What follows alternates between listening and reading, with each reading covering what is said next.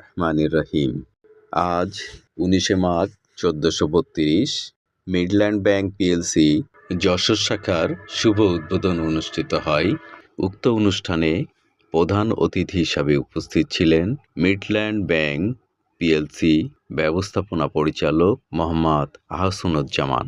এছাড়াও উপস্থিত ছিলেন রানার অটোমোবাইলস পিএলসির ডাইরেক্টর আলহাজ মোহাম্মদ জহুরুল আলম, ল্যান্ডলর্ড তরুণ ব্যবসায়ী হুমায়রা ইয়াসমিন সহ যশোর শহরের প্রথম সারির ব্যবসায়ীবৃন্দ। আধুনিক ও উন্নত গ্রাহক সেবার অঙ্গীকার নিয়ে মিডল্যান্ড ব্যাংক পিএলসি যশোর শাখার আনুষ্ঠানিক যাত্রা আরম্ভ করল। ঠিকানা: মিডল্যান্ড ব্যাংক যশোর শাখা, ১২ RN রোড, যশোর। ধন্যবাদ। ভালো থাকবেন সবসময়।